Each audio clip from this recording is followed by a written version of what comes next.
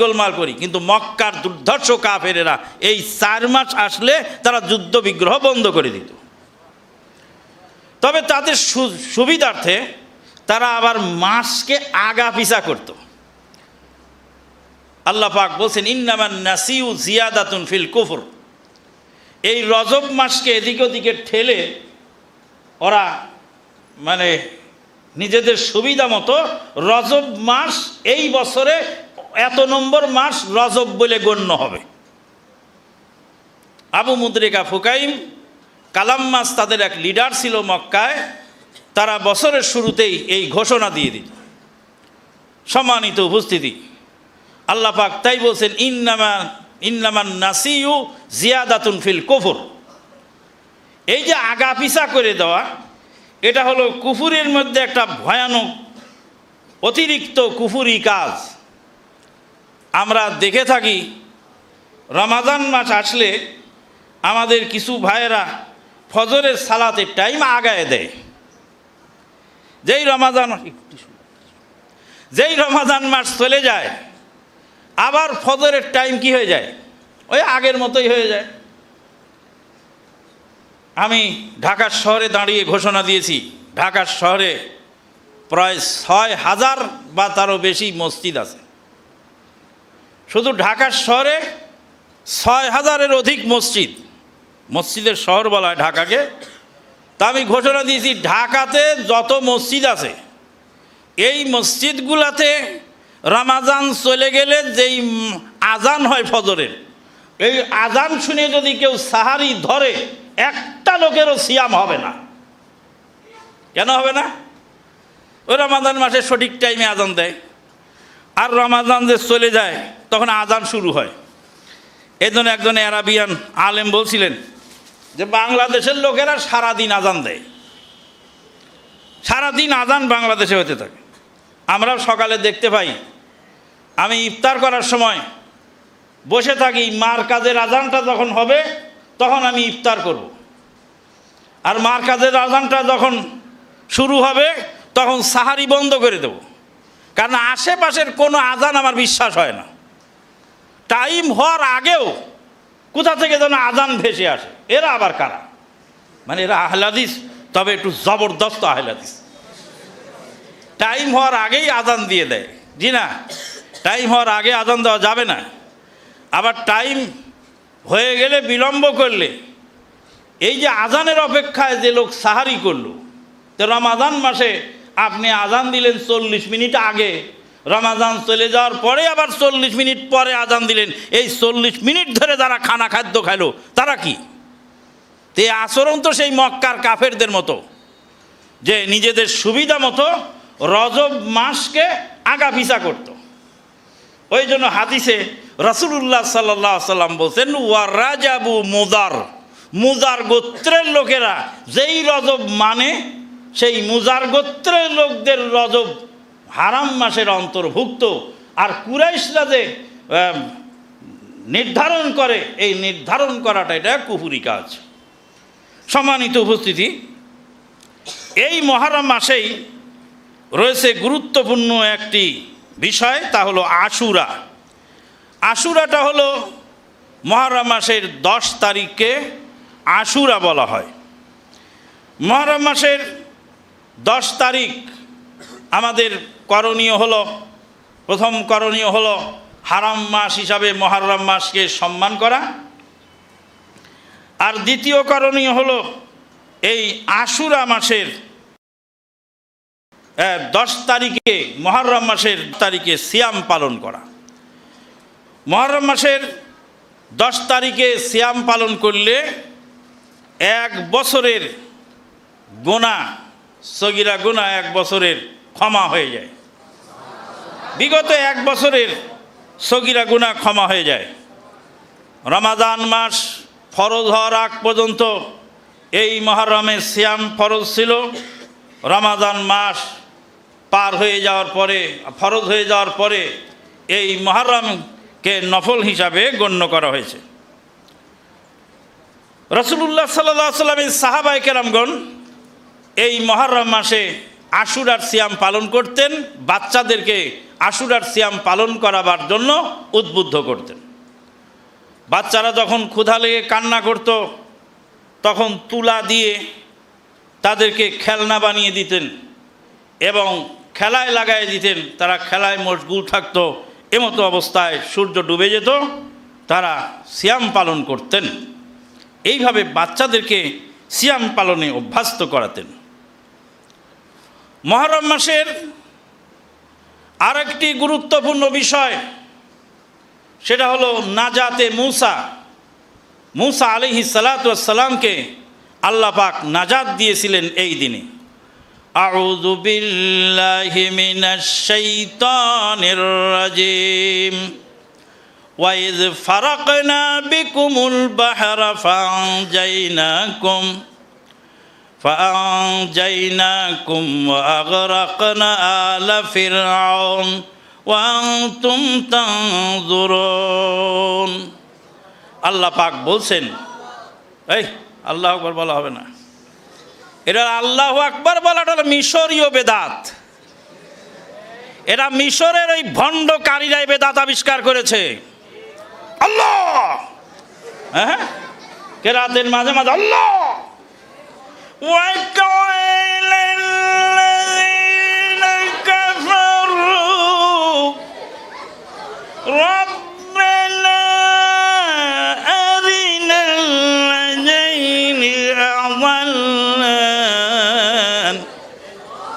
হলো ভণ্ডমি কেরাত।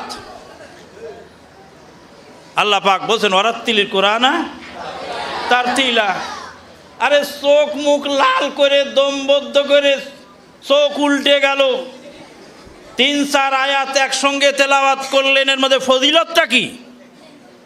এত কসরত করে তেলাওয়াত করতে বলেছে কে? একমাত্র মিশরীয় কারীরা ছাড়া আরব বিশ্বের যাদেরকে আমরা অনুসরণ করি তাদের কারো কেরাত এরকম নেই। দেখেন মক্কার ইমাম সাহেবের কেরাত শুনুন, কি সুন্দর তেলাওয়াত করছেন। তাবারাকাল্লাযী বিয়াদিহিল মুলকু ওয়া হুয়া আলা কুল্লি শাইইন কাদির। এইভাবে সাবলীল ভাষায় কোরআন তেলাওয়াত করতে হবে। আর এই যে কোরআন তেলাওয়াতের আয়াত শেষ করে আল্লাহু আকবার বলে চিল্লিয়ে ওঠা, আবার কোনো কোনো জায়গায় দেখুন টাকা ছিঁড়ে ছিঁড়ে মারছে কারির গায়ে, এগুলি সব ভণ্ডামি কেরাত, এগুলি পরিহার করতে হবে।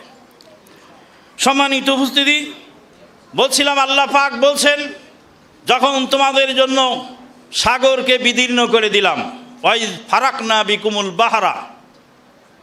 আমাদের দেশে লোকেরা বলে থাকেন ফেরাউন ডুবেছিল নীল নদে, আল্লাহ পাক ওয়াইজ ফারাকনা বিকুমুল নাহারা তা বলেননি।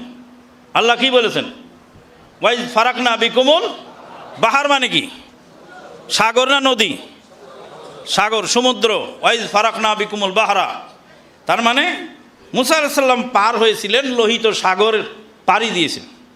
লোহিত সাগরের যেই প্রশস্ত অংশ, সেখানে প্রস্থতায় 256 কিলোমিটার। 256 কিলোমিটার হলো প্রস্থ, যেখানে প্রশস্ততা বেশি। আর যেখানে প্রশস্ততা কম সেখানে 33 কিলোমিটার। একদম সামনের দিকে সরু অংশ যে দেখা যায় ওখানে 33 কিলোমিটার। যাই মিশর থেকে মাদিয়ানে আসতেছিলেন মুসা আলাইহিস সালাতু ওয়াস সালাম, যাবেন উত্তর দিকে কিন্তু রওনা দিলেন পূর্ব দিকে। রাস্তায় দিকভ্রম হয়ে গেল। পূর্ব দিকে রওনা দিয়ে এসে দেখলেন বিশাল লোহিত সাগর। আল্লাহ পাক বললেন সাগরের উপরে লাঠি দিয়ে বাড়ি দাও। সাগরের উপর লাঠি দিয়ে বাড়ি দেওয়ার সঙ্গে সঙ্গেই 12টি রাস্তা হয়ে গেল। 12টা গোত্র ছিল মুসা আলাইহিস সালামের সঙ্গে, 12টি রাস্তা হয়ে গেল। আর পানিগুলি সব দাঁড়ায় গেল, পানি সব দাঁড়িয়ে গেল, থেমে গেল। আর সেই শুকনা জমিন দিয়ে তারা পার হয়ে লোহিত সাগর পাড়ি দিয়ে মাদিয়ানে চলে আসে। ফেরাউন সেখানে যখনই ঢুকলো ওই শুকনা রাস্তায়, মুসা আলাইহিস সালাতু ওয়াস সালাম ডাঙায় উঠে তিনি আবার বাড়ি দেওয়ার চেষ্টা করলেন পানিকে সমান করার জন্য। আল্লাহ পাক বললেন ওয়াতরুকিল বাহরা রাহওয়া, সাগরকে ওইভাবে নিচল অবস্থায় থাকতে দাও। ছাগল যে অচল অবস্থায় পানি দাঁড়িয়ে আছে চুপচাপ, এইভাবেই থাকতে দাও। ইন্নাহুম জুনদুম মুগরাকুন, তারা হলো ডুবন্ত জাতি, তাদেরকে ডুবিয়ে মারা হবে। যখন ফেরাউন মাঝামাঝি পর্যায়ে এসে গেল, আল্লাহ পাক বলছেন হিনা আদরাকাহুল গারাক, তখন আল্লাহ পাক পানিকে অর্ডার দিলেন, এবার পানি সমান হয়ে যাও, ফেরাউনকে তার দলবল সহ একদম সলিল সমাধি করে ফেলো। ফেরাউন ডুবে গেল। ডুবার আগে ফেরাউন বলছে আমান্তু বিল্লাযী আমান্তু বিল্লাহি আন্নাহু লা ইলাহা ইল্লাল্লাযী আমানাত বিহি বানু ইসরাঈল ওয়া আনা মিনাল মুসলিমিন। আমি সেই আল্লাহর প্রতি ঈমান আনলাম যে আল্লাহর প্রতি বানি ইসরাইলের লোকেরা ঈমান এনেছে। মানে বিপদের সময় ভেঙে চুরে ভালোভাবে না বললে, অনেকে তো এক একজন এক এক ইলাহ মানে, তা আমি কোন ইলাহের উপর ঈমান আনবো? তা আমি বানি ইসরাইলের লোকেরা যে ইলাহের উপর ঈমান এনেছে আমি তার উপর ঈমান আনলাম। আল্লাহ পাক বললেন আল আনা, এখন ওয়াকাদ আসাইতা কাবলু ওয়া কুনতা মিনাল মুফসিদিন, তুমি ইতিপূর্বে নাফরমানি করেছো, সমাজে ফিতনা ফাসাদ সৃষ্টি করেছো। যাই হোক, ফেরাউন তার দলবল সহ হাজার হাজার সোলজার সহ ফেরাউন পানিতে ডুবে সলিল সমাধি হয়ে গেল, লোহিত সাগরের পানিতে ডুবে শেষ হয়ে গেল। মুসা আলাইহিস সালাতু ওয়াস সালাম চলে আসলেন এপারে মাদিয়ানে। ফেরাউনের গদি খালি, গদি দখল করলে যদি ইসলাম কায়েম হয় তাহলে মুসা আলাইহিস সালাতু ওয়াস সালাম আবার ফেরাউনের গদিতে গিয়ে দখল করলেই হয়ে যেত, কারণ ফেরাউনের দলবলের শক্তিশালী কোনো লোকজন আর পৃথিবীতে বেঁচে ছিল না। ফেরাউনের গদি খালি, এখন খালি গদি দখল করে ইসলাম কায়েম করলেই তো হয়ে যায়। মুসা আলাইহিস সালাতু ওয়াস সালাম আর মিশরে ফেরত গেলেন না। কেন? এর হিকমত কি? এর হিকমত হলো এই গদি খালি পেলেই হয় না, সাথে থাকা লোকগুলার আকীদা পরিবর্তন না হলে ইসলাম কায়েম হয় না। মুসা আলাইহিস সালাতু ওয়াস সালামের সঙ্গে যেসব লোক ছিল সেই লোকগুলি তখনও বাছুর পূজা ছাড়তে পারেনি। এই বাছুর পুজো কওম দিয়ে ইসলাম কায়েম হয় না। সম্মানিত উপস্থিতি, মুসা আলাইহিস সালাতু ওয়াস সালাম এই 10ই মুহররমে আল্লাহর শুকরিয়া তান, তাই একটি সিয়াম পালন করলেন। রাসূলুল্লাহ সাল্লাল্লাহু আলাইহি সাল্লাম মদিনায় গিয়ে ইহুদিদেরকে দেখলেন তারা 10ই মুহররমে সিয়াম পালন করেন। তাদেরকে জিজ্ঞেস করলেন, তোমরা এই সিয়াম পালন করো কারণ কি? তারা বললেন, আমাদের এই সিয়াম পালনের কারণ হলো আজকে হাজা ইয়াউমুন আজিম, এই দিনটা হলো মহান দিন, এটা মহান বিজয় দিবস। আজকের এই দিনে আমাদের নবী মুসা আলাইহিস সালাতু ওয়াস সালামকে আল্লাহ পাক ফেরাউনের হাত থেকে নাজাত দিয়েছিলেন, তাই শুকরিয়া তান তিনি সিয়াম পালন করেছিলেন। ইহুদিরা আল্লাহর শুকরিয়া আদায় করে কি দিয়ে? সিয়াম দিয়ে। ইহুদিরা আল্লাহর শুকরিয়া আদায় করে কি দিয়ে? সিয়াম পালন করে।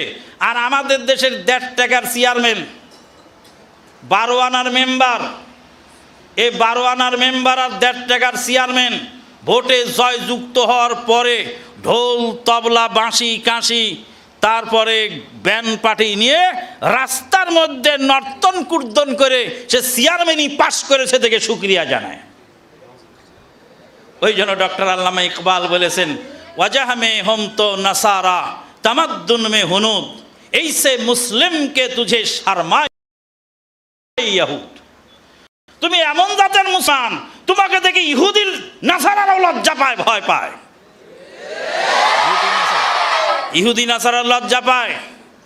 সম্মানিত উপস্থিতি, এই যে মুসা আলাইহিস সালাতু ওয়াস সালাম নাজাত পেলেন, নাজাত পাওয়ার কারণে আল্লাহ পাক তাকে তিনি সিয়াম পালন করলেন।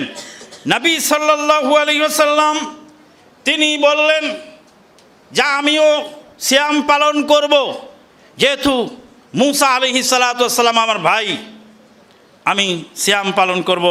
রাসূলুল্লাহ সাল্লাল্লাহু আলাইহি ওয়াসাল্লাম সিয়ামের ঘোষণা দিলেন। পরবর্তী বছরে তিনি বললেন, ইহুদিদের বিরোধিতা করার কারণে, ইহুদিদের বিরোধিতা করার জন্য আমরা 9 তারিখেও সিয়াম পালন করব।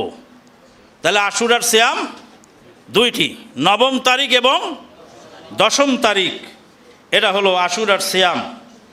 সেটা হলো আশুরার ইতিহাস, যেখানে আল্লাহ রাব্বুল আলামিন নাজাত দিয়েছিলেন মুসা আলাইহিস সালাতু ওয়াস সালামকে, আর ফেরাউনকে সদল বলে ডুবিয়ে মেরেছিলেন। আল্লাহ পাক বলছেন, আউযু বিল্লাহি মিনাশ শাইতানির রাজিম কাম তারাকু মিন জান্নাতিন ওয়া উয়ুন ওয়া যুরু'in ওয়া মাকামিন কারীম ওয়া নি'মাতান কানু ফিহা ফাকিহিন ফামা বাকাত আলাইহিমুস সামাউ ওয়াল আরদ ওয়া মা কানু মুনযারিন কাম তারাকু মিন জান্নাতিন ওয়া উয়ুন। কত বাগ বাগিচা, কত নদী নালা প্রস্রবণ, ওয়া যুরু'in আর কত ফসলি জমি, ওয়া মাকামিন কারীম সম্মানিত বাসস্থান, ওয়া নি'মাতান কানু ফিহা ফাকিহিন অসংখ্য নিয়ামতের মধ্যে এই জালেম ফেরাউন ছিল। আল্লাহ পাক তাদেরকে সলিল সমাধির মাধ্যমে সমস্ত কিছু সব বিলীন হয়ে গেল, সব শেষ হয়ে গেল। তারা চলে গেলেন আল্লাহ পাকের দরবারে। আল্লাহ রাব্বুল আলামিন তারপরে বললেন যে সেই মিশরের মাটিকে অপরের জন্য আল্লাহ পাক ওয়ারেস, তাদেরকে উত্তরাধিকার বানিয়ে দিলেন। সম্মানিত উপস্থিতি, এরা ছিল মহরমের এই আশুরার মূল ইতিহাস। সিয়াম পালন, ফজিলত যা কিছু আছে একে কেন্দ্র করে। পরবর্তীকালে এই আশুরার আর একটা ঘটনা ঘটল। সেটা ছিল যে আশুরায় 10ই মহরমে 61 হিজরিতে, 61 হিজরির 10ই মহরম এই আশুরার দিনে নবী সাল্লাল্লাহু আলাইহি ওয়াসাল্লামের নাতি হুসাইন বিন আলী রাদিয়াল্লাহু তাআলা আনহু সপরিবারে নিহত হন কারবালা প্রান্তে। কারবালা প্রান্তে সপরিবারে নিহত হন।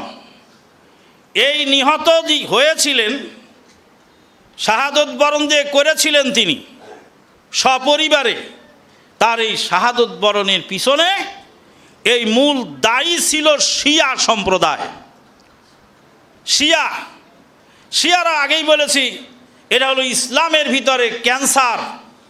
মুসলিম জাতির জীবনে এটা ভয়ানক ক্যান্সারের নাম হলো শিয়া।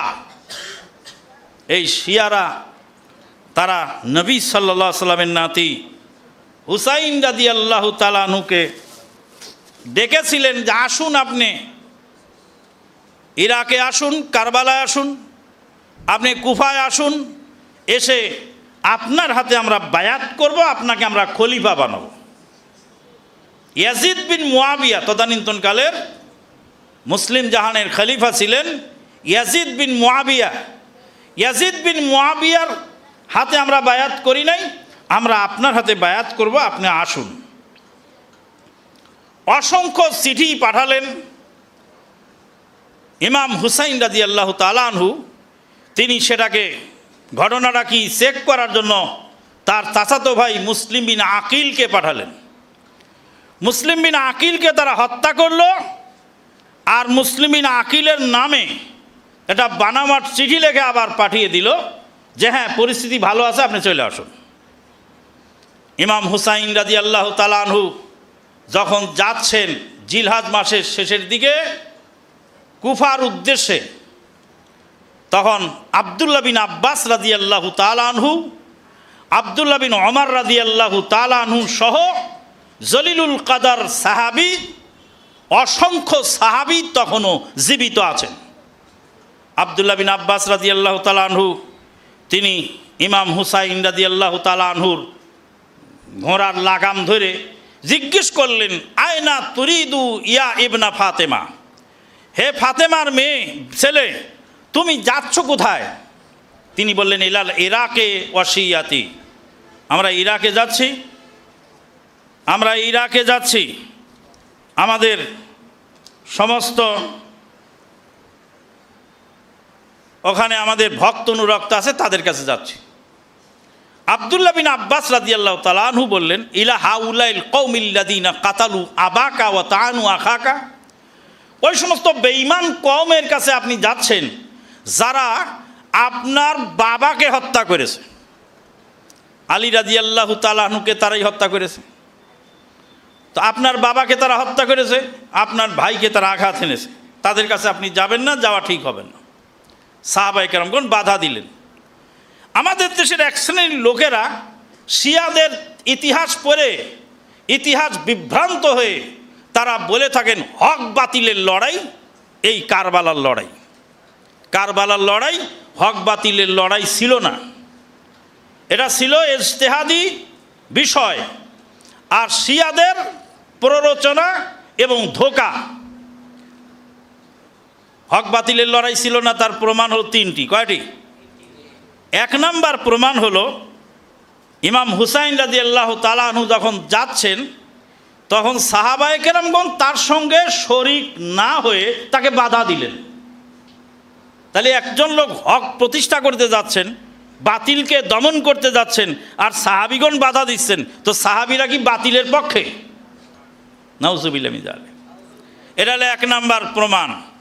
দুই নাম্বার প্রমাণ হলো ইমাম হুসাইন রাদিয়াল্লাহু তাআলা আনহুর সোলজারে যত লোক ছিল, প্রায় ৭২ জন লোক, তাহলে অধিকাংশ নারী এবং অসহায় শিশু। কেউ যদি বাতিলকে দমন করার জন্য, হক প্রতিষ্ঠার জন্য যুদ্ধ করতে বের হন, সে কি পরিবারের ছোট বড়, আন্ডা বাচ্চা, নারী, অসহায় তাদেরকে নিয়ে বের হন? তাদেরকে তো নিয়ে বের হয়েছেন কেন? যদি হক প্রতিষ্ঠার লড়াই হয় আর বাতিলকে দমন করার লড়াই হয়, তাহলে তো তিনি আন্ডা বাচ্চা নিয়ে যেতেন না। সাহাবায়ে কেরামগণ বলেছিলেন যে আপনাকে যদি যেতেই হয় তাহলে অন্ততপক্ষে আপনি এই অসহায় নারী এবং বাচ্চাদেরকে রেখে যান। ইমাম হুসাইন রাদিয়াল্লাহু তাআলা আনহু শিয়াদের এই প্ররোচনা বুঝতে না পেরে, প্রবঞ্চনা বুঝতে না পেরে তিনি সরল মনে সেখানে রওনা দিলেন। দুইটা কারণ বোঝা গেল তো। এক নাম্বার কারণ, সাহাবায়ে কেরামগণ তার সাথে গেলেন না এবং বাধা দিলেন। দুই নাম্বার কারণ হলো তিনি গেলেন অসহায় নারী এবং শিশুদেরকে সাথে নিয়ে। তিন নাম্বার কারণ হলো সেখানে তিনি পৌঁছার পরে যখন দেখলেন শিয়ারা ধোঁকা দিয়েছে, তখন তিনি আবার ফেরত যাওয়ার চেষ্টা করলেন। যে যুদ্ধের ময়দানে বাতিলকে দমন করার জন্য, হকের জন্য নামে, সে কি যুদ্ধের মাঠে আবার ফেরত আসতে চায়? ইমাম হুসাইন রাদিয়াল্লাহু তাআলা আনহু তিনটি প্রস্তাব রাখলেন উবাইদুল্লাহ বিন জিয়াদের কাছে। এক নম্বর প্রস্তাব, আমাকে মদিনায় ফেরত যাওয়ার সুযোগ দিন। আমি ধোঁকার মধ্যে পড়ে গেছি, আমি ভুল বুঝতে পেরেছি, আমাকে মদিনায় ফেরত যাওয়ার সুযোগ দিন। নতুবা সিরিয়ার সীমান্তবর্তী এলাকায় আমাকে চলে যাওয়ার অনুমতি দিন। নতুবা ইয়াজিদ বিন মুয়াবিয়ার সঙ্গে সরাসরি আমাকে দেখা করার সুযোগ দিন। তিনটা প্রস্তাব তিনি রাখলেন।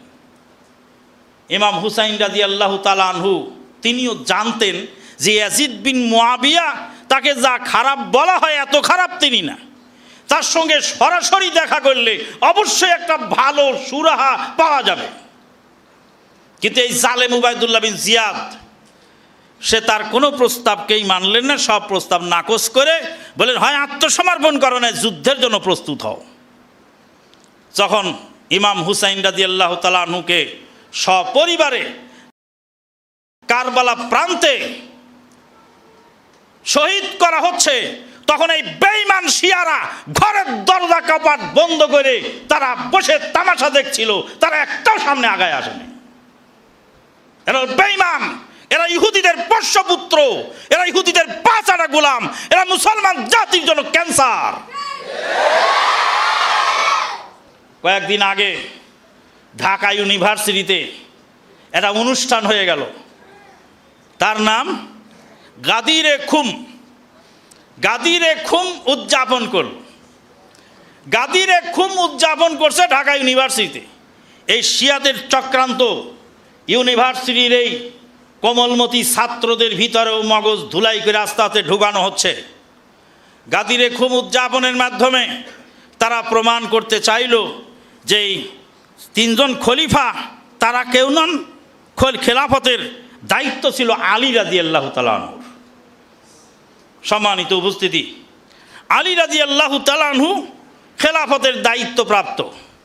তাহলে আবু বকর সিদ্দিক, ওমরে ফারুক রাদিয়াল্লাহু তাআলা আনহু, ওসমান ইবনে আফফান রাদিয়াল্লাহু তাআলা আনহু তারা কারা? তাদেরকে গালাগালি করা, তাদেরকে বেঈমান বলা, এ হলো এই শিয়াদের কাজ।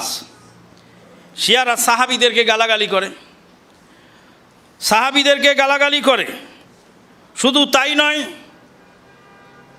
মা আয়েশা সিদ্দিকা রাদিয়াল্লাহু তাআলা আনহাকে চরিত্রহীনা বলে গালি দেয় এবং বুরিনি সাগি বেঁধে রেখে তাকে মারতে থাকে আর বলে আবু বকরের মেয়ে আয়েশাকে আমরা পিটছি। এরা মুসলমান যদি হয়, এদেরকে তারা মুসলমান মনে করে, তারা মুসলিম থাকতে পারে না। আমাদের বাংলাদেশের এক ভাইরাল বক্তা ভাইরাস হয়ে গেছে। এখন বক্তা হয়েছিল আগে কি ভাইরাল, এখন হয়েছে কি ভাইরাস।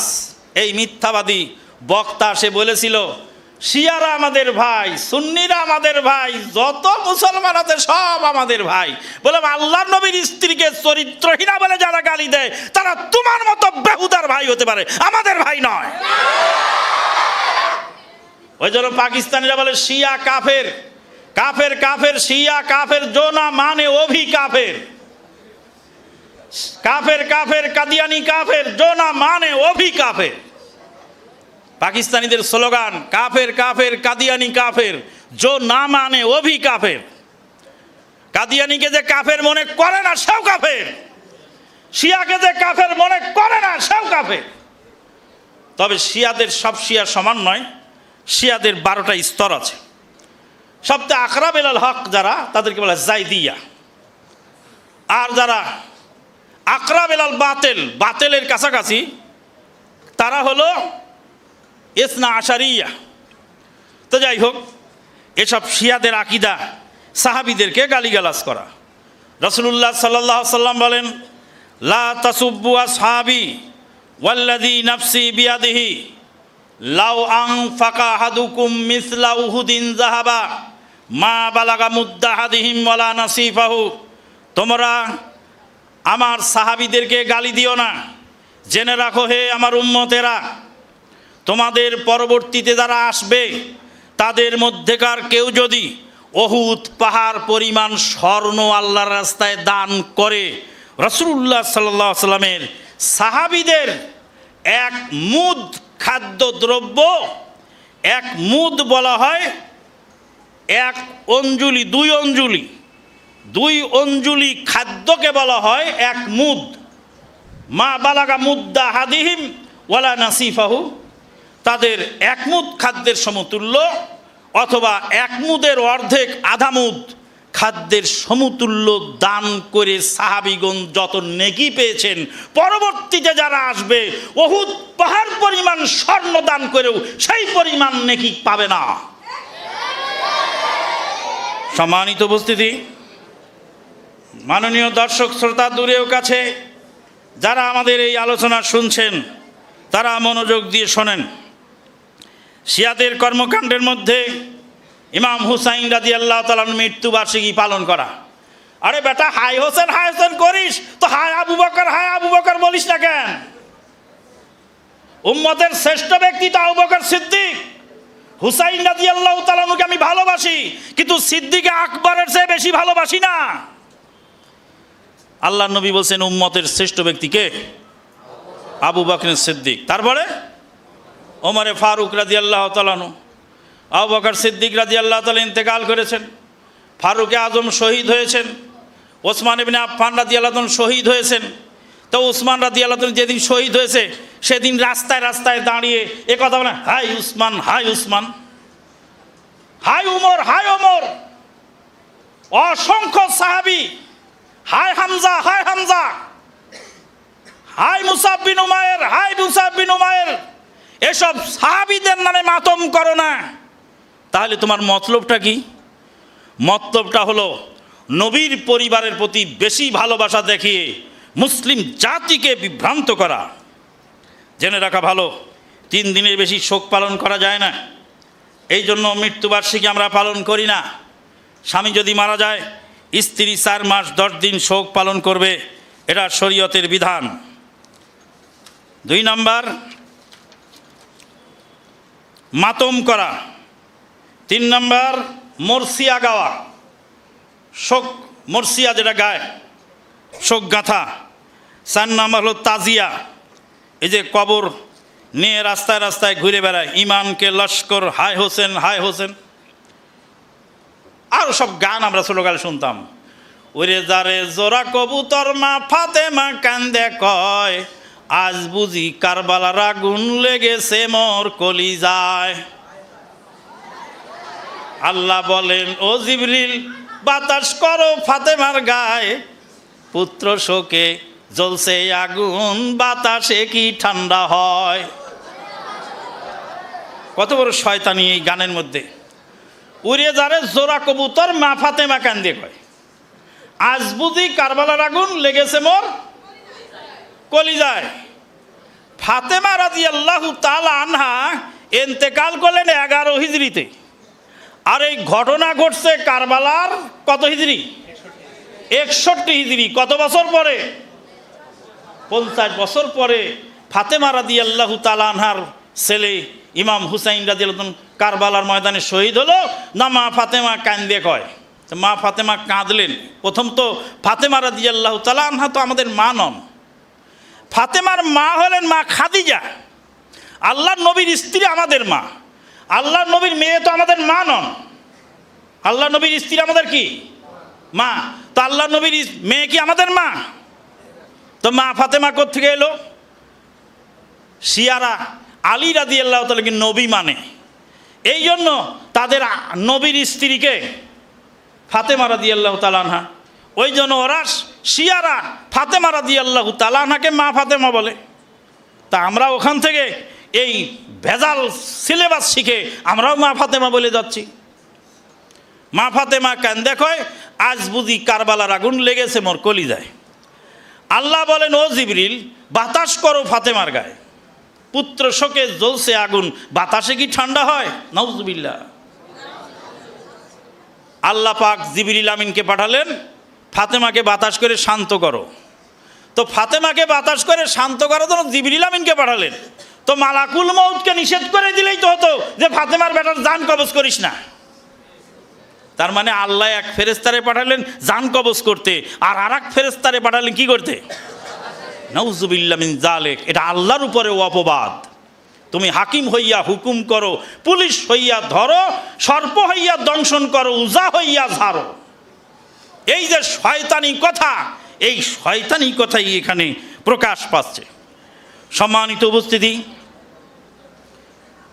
শিয়াদের প্রভাবে প্রভাবিত হয়ে আমরা আমাদের নামের শেষে আলী শব্দ ব্যবহার করে থাকি। শাহজাহান আলী, এনায়েত আলী, বেলায়েত আলী, রহমত আলী, বরকত আলী, কেরামত আলী। নামের শেষে কি আছে? আলী। নামের শেষে আবু বকর। বেলায়েত আলী না বলে কেউ কি বলে বেলায়েত আবু বকর, বেলায়েত উসমান, বেলায়েত আলী, এনায়েত আলী, রহমত আলী, হজরত আলী, বরকত আলী। শিয়ারা পাক পাঞ্জাতনে বিশ্বাসী।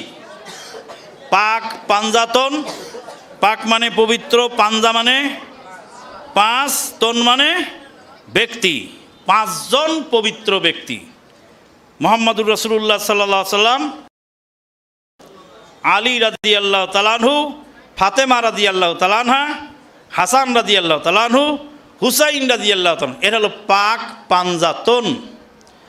এই পাক পাঞ্জাতনের নামের উপরে 5 কলি টুপি আছে। দেখবেন 5 কলি টুপির উপর 5 জনের নাম 5 কোনায় লেখা আছে। এটাই আমাদের দেশের এক ভণ্ড পীরেরা 5 কলি টুপি বানায়, বলছে ইসলামের 5 বেনা, ইসলামের 5টা রোকন, এই জন্য 5 কলি টুপি। 5 কলি টুপি যদি 5 রোকনের কারণে হয়, তো ইমানের রোকন 6টা, তো 6 কলির টুপি কোথায় গেল? ইমান বাদ দিয়ে কি ইসলাম?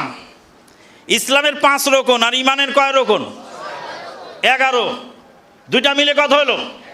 তে 11 কলির টুপি কই?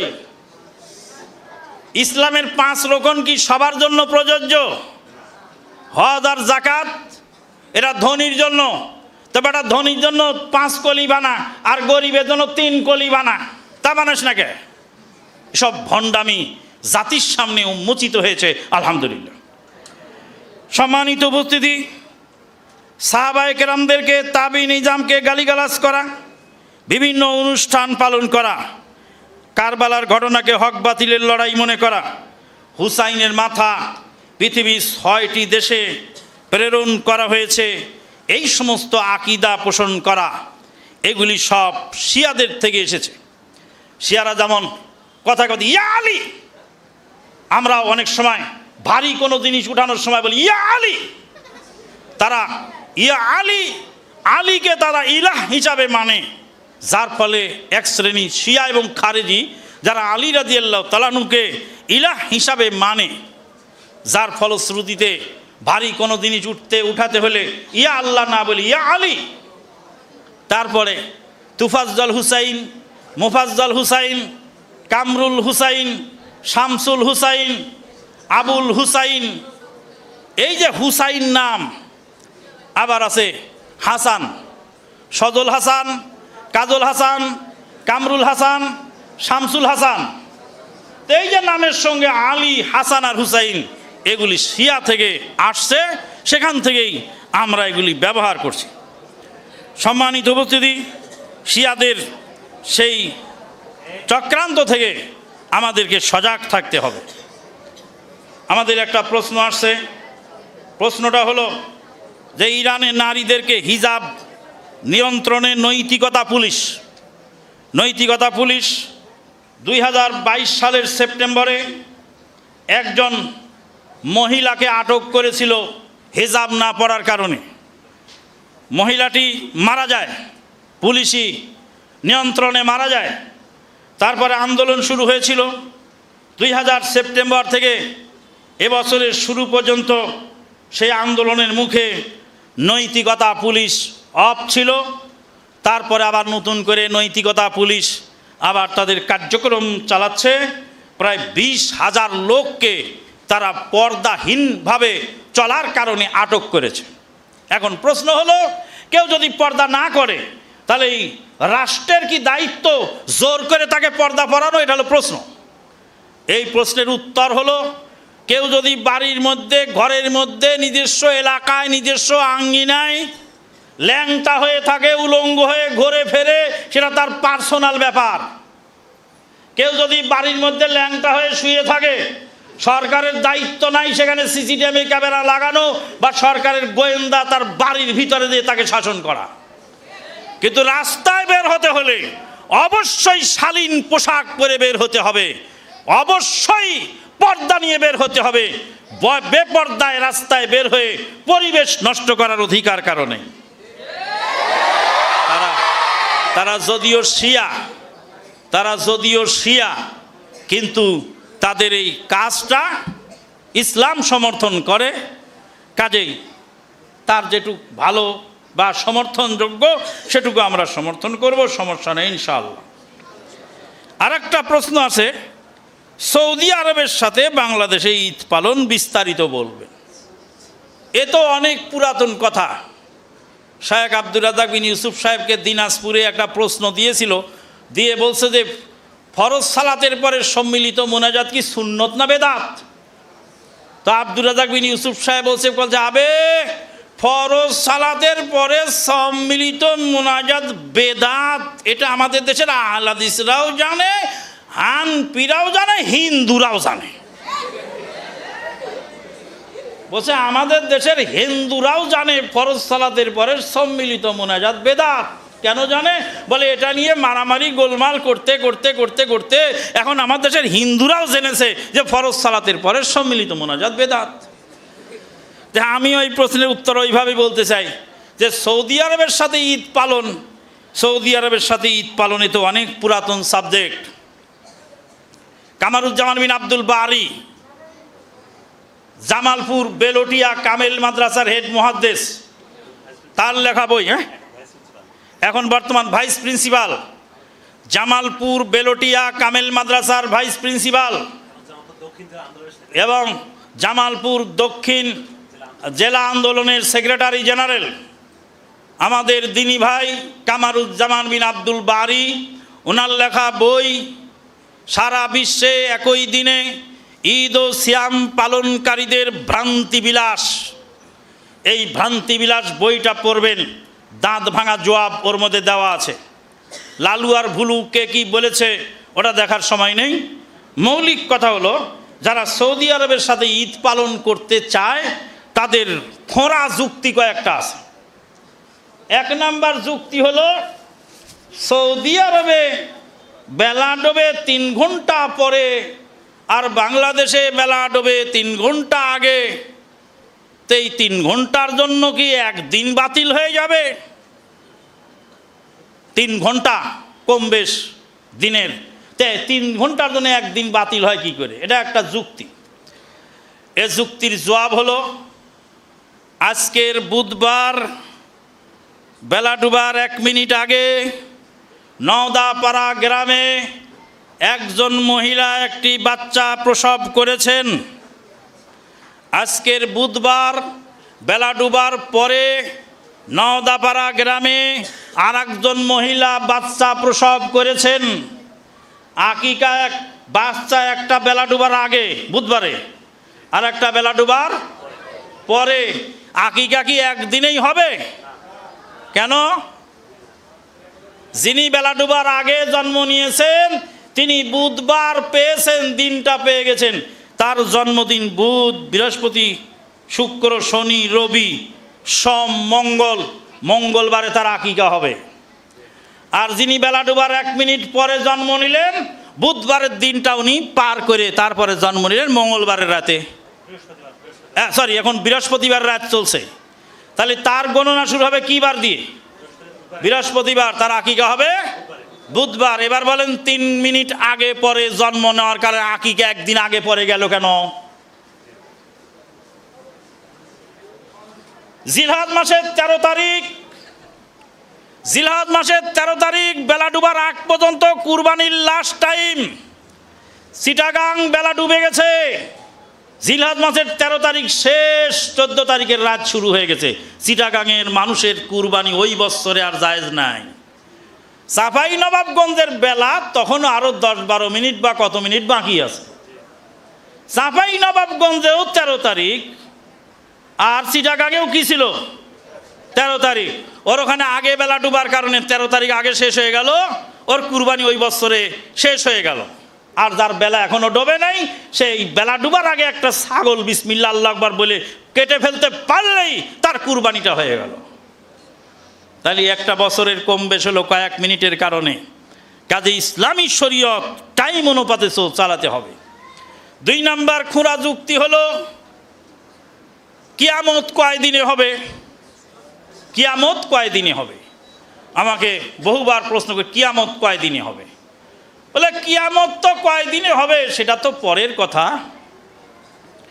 তবে সৌদি আরবে কিয়ামত 3 ঘন্টা আগে শুরু হবে। কিয়ামতের সূর্য কোন দিক থেকে উঠবে? পশ্চিম দিক থেকে উঠবে। তাহলে সৌদি আরবে 3 ঘন্টা আগে উঠবে না? তখন সৌদি আরব থেকে ফোন দিয়ে বলে, রে সর্বনাশা বাংলাদেশি, তাড়াতাড়ি তওবা ইস্তেগফার কর, কিয়ামতের সূর্য পশ্চিম আকাশে সৌদি আরবে উঠে গেছে, কিছুক্ষণ পরে বাংলাদেশে উঠবে, সূর্য উঠার আগেই তওবা কর। বলছে না হুজুর, কিয়ামতের সূর্য তামাম পৃথিবীর লোক একসাথে দেখতে পাবে। তাহলে কিয়ামতের সূর্য তামাম পৃথিবীর লোক একসাথে দেখতে পাবে, তো কিয়ামতের সাথে আজকের দিনের হিসাব কেন? 3 নাম্বার হলো যে মুসলিম জাহানের খলিফা রাসূলুল্লাহ ওমর ফারুক রাদিয়াল্লাহু তাআলা আমলে মদিনার চাঁদ দেখা গেলে তারা আফ্রিকায় চাঁদ দেখা গেলে তারা মদিনায় ঈদ পালন করতেন। মরক্কে চাঁদ দেখা গেলে মদিনায় ঈদ পালন করতেন। কার জামানায়? ওমর ফারুক রাদিয়াল্লাহু আনহুর জামানায়। এক ইঞ্জিনিয়ার এই ফতোয়া আমার কাছে এনেছিলেন। তো বলছিলেন, ইঞ্জিনিয়ার সাহেব মাথা ঠিক আছে তো? আপনি তো কাগজের উপর বিল্ডিং বানান। ইঞ্জিনিয়ারের কাজ হলো কাগজের উপর বিল্ডিং বানানো। রড, সিমেন্ট, বালু, ইট কিছু লাগে না, রাজমিস্ত্রিও লাগে না, যুগালদারও লাগে না। খালি কাগজ দেবেন আর কলম দেবেন, কয়তলা বিল্ডিং চান সাথে সাথে কাগজের উপর বানায় ফেলবে। তা আপনি যে কাগজের উপর বিল্ডিং বানানো লোক, তাই আমি কোনো ইঞ্জিনিয়ারকে খাটো করার জন্য বলি নাই, এই ইঞ্জিনিয়ার হয়ে ফতুয়াবাদী করার কারণে তাকে বললাম। যা আপনি যে বললেন মরক্কে চাঁদ দেখা গেলে সেই খবরে মদিনায় ঈদ পালন করত। কার জামানায়? ওমর ফারুক রাদিয়াল্লাহু তাআলা জামানাতে টেলিফোন, টেলিগ্রাফ, তারপরে ইন্টারনেট এগুলি ছিল কি? ছিল ঘোড়া। তো মরক্কে চাঁদ দেখে যদি কেউ মদিনায় খবর পাঠায় ঘোড়া দিয়ে, তাহলে মরক্কো হলো আফ্রিকার সর্বপশ্চিম প্রান্তে। মরক্কো থেকে পুরা আফ্রিকার ভূখণ্ড মহাদেশ পাড়ি দিয়ে, লোহিত সাগর পাড়ি দিয়ে, তারপরে জেদ্দা হয়ে মদিনায় খবর পৌঁছাতে পৌঁছাতে রমাজান শেষ হবে, শাওয়াল শেষ হবে, জুলকাদা জুলহিজ্জা শেষ হবে, রমাজানের ঈদের খবর মরক্কো থেকে মদিনায় আসতে আসতে কুরবানির ঈদের আগে খবর পৌঁছবে। তো কোন আক্কেলে আপনি বলেন মরক্কের খবরে মদিনায় সিয়াম পালন করতেন? কে শিখিয়েছে আপনাকে বুদ্ধি? শেষ হাদিস যেটা, সেটা হলো এই, রাসূলুল্লাহ সাল্লাল্লাহু আলাইহি সাল্লামের কাছে ঈদের দিনে কিছু লোক এলেন। সময় আছে না? শেষ হয়ে গেছে? হ্যাঁ, শেষ হয়ে গেছে। রাসূলুল্লাহ সাল্লাল্লাহু আলাইহি সাল্লামের কাছে চলে আসলো এই আপনার চাঁদ ঈদ পালন করে কিছু সাহাবী ঈদ পালন করে মদিনায় এসেছে। তাহলে কত দূর থেকে এসেছে? খুব দূর থেকে না কাছ থেকে? ঈদের সালাত আদায় করে খাদ্য খেয়ে তারপর আল্লাহ নবীর কাছে এসেছে। কত দূর থেকে আসছে? ঘোড়া নিয়ে আসতে কত দূর হয়? যতটুক দূর হয় এতটুক দূরত্বে যদি একদিনে চাঁদ দেখা যায়, তাহলে সেখানে তো সিয়াম পালনে কোনো বাধা নেই। ওয়া আখিরু দাওয়ানা আনিল হামদুলিল্লাহি রাব্বিল আলামিন, সুবহানাকা আল্লাহুম্মা বিহামদিক, আশহাদু আল্লা ইলাহা ইল্লা আনতা আস্তাগফিরুকা ওয়া আতুবু ইলাইক। আসসালামু আলাইকুম ওয়া রাহমাতুল্লাহি ওয়া বারাকাতুহু। এবং এই শিয়াদের, কাদিয়ানদের চক্রান্তে ফেঁসে যাচ্ছে, অতএব সে ব্যাপারে আমাদের সজাগ হওয়া জরুরি। শুরুতেই আমি আলোচনা করতে যাচ্ছি মুহররম মাস। আরবি বর্ষ পঞ্জিকায় প্রথম মাস হলো শাহরুল্লাহিল মুহররম। হাদিসের ভাষায় এই মাসকে বলা হয়েছে শাহরুল্লাহিল মুহররম, আল্লাহর বিশেষ মাস। মর্যাদার কারণে যেমন কাবাকে বলা হয় বাইতুল্লাহিল হারাম, মর্যাদার কারণে নূহ আলাইহিস সালাতু ওয়াস সালামের উটকে যেমন বলা হতো নাকাতুল্লাহ, অনুরূপভাবে মর্যাদার দিকে খেয়াল করি এই মুহররম মাসকে বলা হয় শাহরুল্লাহিল মুহররম। মহান আল্লাহ পাক বলছেন, আউযু বিল্লাহি মিনাশ শাইতানির রাজিম, ইন্না ইদ্দাতাশ শুহুরি ইনদাল্লাহি 12 শাহরা।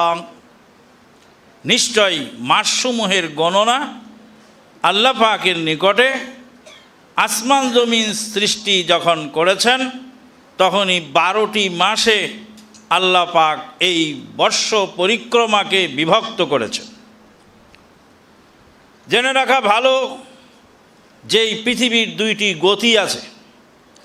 একটি গতিকে বলা হয় আর্নিক গতি, আর আরেকটি গতিকে বলা হয় বার্ষিক গতি। বিজ্ঞানের পরিভাষায় এই বার্ষিক গতি মানে 12টি মাস ঘুরে পৃথিবী আবার এইভাবে ঘুরতে থাকে 12টি মাসে, বছরে একবার পৃথিবী বার্ষিক পরিক্রমায় ফিরে আসে। তবে আজকের যে তারিখ চলে গেল, এই তারিখটা কিয়ামত পর্যন্ত আর আসবে না। আজকের তারিখ কত? 19 তারিখ। মাস কত? 7ই জুলাই 2023 সাল। আগামী বছর 7ই জুলাই আবার আসবে ফিরে, কিন্তু তখন হবে 2024 সাল। তার পরের বছর আবার 7ই জুলাই ফিরে আসবে, তখন 2025 সাল। এইভাবে হতে হতে আবার 3000, 4000 এইভাবে চলতে থাকবে। আজকের এই তারিখটা 2023 সালের জুলাই মাসের 19 তারিখ, এটা আর কিয়ামত পর্যন্ত এই তারিখটা আর ফিরে আসবে না। এখানেই হলো সময়ের মূল্যায়ন, এখানেই হলো সময়কে বোঝার বিষয়। একটি শতাব্দী পার হয়েছে 1 সেকেন্ডের ব্যবধানে। 1999 সালের 31শে ডিসেম্বর রাত 11টা বেজে 59 মিনিট 59 সেকেন্ড, তখন আমরা ছিলাম বিংশ শতাব্দীর শেষ প্রান্তে। 1999 31শে ডিসেম্বর রাত 11টা বেজে 59 মিনিট 10 তারিখে, মুহররম মাসের 10 তারিখে হয়ে যাওয়ার পরে এই মুহররমকে নফল হিসাবে গণ্য করা হয়েছে। রাসূলুল্লাহ সাল্লাল্লাহু আলাইহি ওয়াসাল্লামের সাহাবায়ে কেরামগণ এই মুহররম মাসে আশুরার সিয়াম পালন করতেন, বাচ্চাদেরকে আশুরার সিয়াম পালন করাবার জন্য উদ্বুদ্ধ করতেন। বাচ্চারা যখন ক্ষুধা লেগে কান্না করত, তখন তুলা দিয়ে তাদেরকে খেলনা বানিয়ে দিতেন এবং খেলায় লাগাই দিতেন। তারা খেলায় মশগুল থাকত। এমতো অবস্থায় সূর্য ডুবে যেত, তারা সিয়াম পালন করতেন। এইভাবে বাচ্চাদেরকে সিয়াম পালনে অভ্যস্ত করাতেন। মুহররম মাসের আরেকটি গুরুত্বপূর্ণ বিষয়, সেটা হলো নাজাতে মুসা আলাইহিস সালাতু ওয়াস সালামকে আল্লাহ পাক নাজাত দিয়েছিলেন এই দিনে। আউযু বিল্লাহি মিনাশ শাইতানির রাজিম। ওয়া ইয ফারাকনা বিকুমুল বাহরা ফাআনজাইনাকুম ওয়া আগরাকনা আলা ফিরআউন ওয়া আনতুম তানজুরুন। আল্লাহ পাক বলছেন, এই আল্লাহু আকবার বলা হবে না, এটা আল্লাহু আকবার বলাটা হলো মিশরীয় বেদাত। এরা মিশরের ওই ভণ্ডকারীরাই বেদাত আবিষ্কার করেছে। আল্লাহ, হ্যাঁ, কেরাতের মাঝে মাঝে আল্লাহ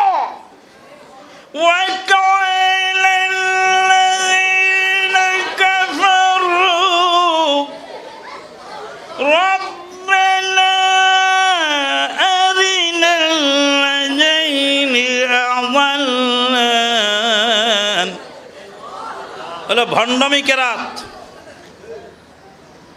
আল্লাহ পাক বলছেন ওয়ারাত্তিলিল কুরআনা তারতিলা। আরে চোখ মুখ লাল করে দমবদ্ধ করে চোখ উল্টে গেল, 3-4 আয়াত একসঙ্গে তেলাওয়াত করলেন। এর মধ্যে ফজিলতটা কি? এত কসরত করে তেলাওয়াত করতে বলেছে কে? একমাত্র মিশরীয় কারীরা ছাড়া আরব বিশ্বের যাদেরকে আমরা অনুসরণ করি তাদের কারো কেরাত এরকম নেই। দেখেন মক্কার ইমাম সাহেবের কেরাত শুনুন, কি সুন্দর তেলাওয়াত করছেন। তাবারাকাল্লাযী বিয়াদিহিল মুলকু ওয়া হুয়া আলা কুল্লি শাইইন কাদির। এইভাবে সাবলীল ভাষায় কোরআন তেলাওয়াত করতে হবে। আর এই যে কোরআন তেলাওয়াতের আয়াত শেষ করে আল্লাহু আকবার বলে চিল্লিয়ে ওঠা, আবার কোনো কোনো জায়গায় দেখুন টাকা ছিঁড়ে ছিঁড়ে মারছে কারির গায়ে। এগুলি সব ভণ্ডামি কেরাত, এগুলি পরিহার করতে হবে। সম্মানিত উপস্থিতি, বলছিলাম আল্লাহ পাক বলছেন, যখন তোমাদের জন্য সাগরকে বিদীর্ণ করে দিলাম, ওয়াইজ ফারাকনা বিকুমুল বাহারা। আমাদের দেশে লোকেরা বলে থাকেন ফেরাউন ডুবেছিল নীল নদে, আল্লাহ পাক ওয়াইজ ফারাকনা বিকুমুল নাহারা তা বলেননি। আল্লাহ কি বলেছেন? ওয়াইজ ফারাকনা বিকুমুল বাহার মানে কি? সাগর না নদী? সাগর, সমুদ্র। ওয়াইজ ফারাকনা বিকুমুল বাহারা তার মানে মুসা আলাইহিস সালাম পার হয়েছিলেন, লোহিত সাগর পাড়ি দিয়েছিলেন। লোহিত সাগরের যেই প্রশস্ত অংশ, সেখানে প্রস্থতায় 256 কিলোমিটার। 256 কিলোমিটার হলো প্রস্থ, যেখানে প্রশস্ততা বেশি। আর যেখানে প্রশস্ততা কম সেখানে 33 কিলোমিটার। একদম সামনের দিকে সরু অংশ যে দেখা যায় ওখানে 33 কিলোমিটার। যাই মিশর থেকে মাদিয়ানে আসতেছিলেন মুসা আলাইহিস সালাতু ওয়াস সালাম, যাবেন উত্তর দিকে কিন্তু রওনা দিলেন পূর্ব দিকে। রাস্তায় দিকভ্রম হয়ে গেল। পূর্ব দিকে রওনা দিয়ে এসে দেখলেন বিশাল লোহিত সাগর। আল্লাহ পাক বললেন সাগরের উপরে লাঠি দিয়ে বাড়ি দাও। সাগরের উপর লাঠি দিয়ে বাড়ি দেওয়ার সঙ্গে সঙ্গেই 12টি রাস্তা হয়ে গেল। 12টা গোত্র ছিল মুসা আলাইহিস সালামের সঙ্গে, 12টি রাস্তা হয়ে গেল। আর পানিগুলি সব দাঁড়ায় গেল, পানি সব দাঁড়িয়ে গেল, থেমে গেল। আর সেই শুকনা জমিন দিয়ে তারা পার হয়ে লোহিত সাগর পাড়ি দিয়ে মাদিয়ানে চলে আসে। ফেরাউন সেখানে যখনই ঢুকলো ওই শুকনা রাস্তায়, মুসা আলাইহিস সালাতু ওয়াস সালাম ডাঙায় উঠে তিনি আবার বাড়ি দেওয়ার চেষ্টা করলেন পানিকে সমান করার জন্য। আল্লাহ পাক বললেন ওয়াতরুকিল বাহরা রাহওয়া, সাগরকে ওইভাবে নিচল অবস্থায় থাকতে দাও। সাগর যে অচল অবস্থায় পানি দাঁড়িয়ে আছে চুপচাপ, এইভাবেই থাকতে দাও। ইন্নাহুম জুনদুম মুগরাকুন, তারা হলো ডুবন্ত জাতি, তাদেরকে ডুবিয়ে মারা হবে। যখন ফেরাউন মাঝামাঝি পর্যায়ে এসে গেল, আল্লাহ পাক বলছেন হিনা আদরাকাহুল গারাক, তখন আল্লাহ পাক পানিকে অর্ডার দিলেন এবার পানি সমান হয়ে যাও, ফেরাউনকে তার দলবল সহ একদম সলিল সমাধি করে ফেলো। ফেরাউন ডুবে গেল। ডুবার আগে ফেরাউন বলছে আমান্তু বিল্লাহি আমান্তু বিল্লাহি আন্নাহু লা ইলাহা ইল্লাল্লাযী আমানাত বিহি বানু ইসরাঈল ওয়া আনা মিনাল মুসলিমিন। আমি সেই আল্লাহর প্রতি ঈমান আনলাম যে আল্লাহর প্রতি বানি ইসরাইলের লোকেরা ঈমান এনেছে। মানে বিপদের সময় ভেঙে চুরে ভালোভাবে না বললে, অনেকে তো এক একজন এক এক ইলাহ মানে, তা আমি কোন ইলাহের উপর ঈমান আনবো? তা আমি বানি ইসরাইলের লোকেরা যে ইলাহের উপর ঈমান এনেছে আমি তার উপর ঈমান আনলাম। আল্লাহ পাক বললেন আল আনা, এখন ওয়াকাদ আসাইতা কাবলু ওয়া কুনতা মিনাল মুফসিদিন, তুমি ইতিপূর্বে নাফরমানি করেছো, সমাজে ফিতনা ফাসাদ সৃষ্টি করেছো। যাই হোক, ফেরাউন তার দলবল সহ হাজার হাজার সোলজার সহ ফেরাউন পানিতে ডুবে সলিল সমাধি হয়ে গেল, লোহিত সাগরের পানিতে ডুবে শেষ হয়ে গেল। মুসা আলাইহিস সালাতু ওয়াস সালাম চলে আসলেন এপারে মাদিয়ানে। ফেরাউনের গদি খালি, গদি দখল করলে যদি ইসলাম কায়েম হয় তাহলে মুসা আলাইহিস সালাতু ওয়াস সালাম আবার ফেরাউনের গদিতে গিয়ে দখল করলেই হয়ে যেত। কারণ ফেরাউনের দলবলের শক্তিশালী কোনো লোকজন আর পৃথিবীতে বেঁচে ছিল না। ফেরাউনের গদি খালি, এখন খালি গদি দখল করে ইসলাম কায়েম করলেই তো হয়ে যায়। মুসা আলাইহিস সালাতু ওয়াস সালাম আর মিশরে ফেরত গেলেন না। কেন? এর হিকমত কি? এর হিকমত হলো এই গদি খালি পেলেই হয় না,